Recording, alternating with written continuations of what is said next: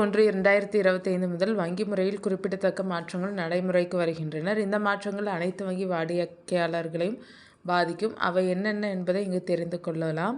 மே 1, 2025 முதல் வங்கி முறையில் குறிப்பிடத்தக்க அப்டேட்டுகள் அனைவரின் நிதி நடவடிக்கைகளையும் பாதிக்கும். நீங்கள் சம்பளம் பெறுபவராக இருந்தாலும் சரி, சுயதொழில் செய்பவராக இருந்தாலும் சரி, அல்லது ஓய்வு பெற்றவராக இருந்தாலும் சரி, சம்பள வரவுகள் முதல் ஆன்லைன் கொடுப்பனவுகள் வரை வங்கி இப்போது நம்ம அன்றாட வாழ்வில் இறுக்கமாக பிணைந்துள்ளதால் இந்த மாற்றங்கள் உங்கள் நிதி திட்டமிடலுக்கு மிகவும் முக்கியமானவை.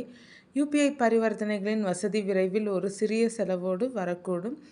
அதிக மதிப்புள்ள யூபிஐ பரிவர்த்தனைகள் 5000க்கு மேல் 0.5% வரை கட்டணம் வசூலிக்கப்படலாம் என்று வங்கிகளும் அரசு அமைப்புகளும் சுட்டிக்காட்டியுள்ளனர். இருப்பினும் QR குறியீடுகளை ஸ்கேன் செய்வதன் மூலம் செய்யப்படும் பணம் செலுத்துதல்கள் தொடர்ந்து இலவசமாகவே இருக்கும். ஆரம்பத்தில் இந்த விதி பெருநகரங்களில் அமலுக்கு வரும்.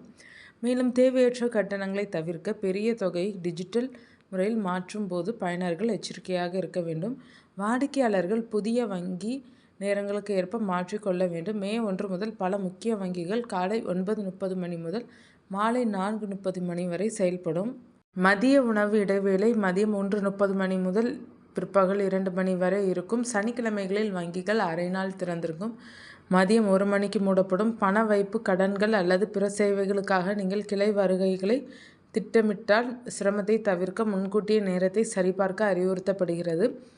காசோலை திரும்பப் பெறுவதன் விளைவுகள் மிகவும் கடுமையானதாக மாறியுள்ளனர். இப்போது 10,000க்கும் அதிகமான காசோலை பவுன்ஸ் ஆகிவிட்டால் அது 500 முதல் 1,500 வரை அபராதம் விதிக்க வழிவகுக்கும். மேலும் உங்கள் கிரெடிட் ஸ்கோரை சேதப்படுத்தும். மீண்டும் மீண்டும் நிகழும் சந்தர்ப்பங்களில் வங்கிகள் உங்கள் கணக்கை முடக்கலாம். மேலும் FIR பதிவு செய்யப்படலாம். அபராதங்களை தடுக்க வாடிக்கையாளர்கள் காசோலைகளை வழங்குவதற்கு முன் போதுமான இருப்பை உறுதி செய்ய வேண்டும். சிறிய தனிநபர் கடன்களை 20,000 வரை இப்போது ஆதார் OTP அடிப்படையிலான KYC மூலம் சரிபார்த்து அங்கீகரிக்கலாம். இது பிசிக்கல் ஆவணங்களின் தேவையை நீக்குகிறது மற்றும் ஒப்புதல் நேரத்தை வெறும் 10 நிமிடங்களாக குறைக்கிறது. கூடுதலாக பல வங்கிகள் தங்கள் சேமிப்பு கணக்கு வட்டி விகிதங்களை சரி செய்கின்றனர். உதாரணமாக SBI அதன் விகிதத்தை 2.70%லிருந்து 2.50%ஆக குறைக்கும். அதே நேரத்தில் கோட்டாக் மஹிந்திரா அதை 3.50%லிருந்து 3.25%ஆக குறைக்கும். சிறந்த வருமானத்திற்காக FDகள் அல்லது தபால் அலுவலக திட்டங்கள் போன்ற மாற்று வழிகளை வாடிக்கையாளர்கள் தேர்வு செய்யலாம்.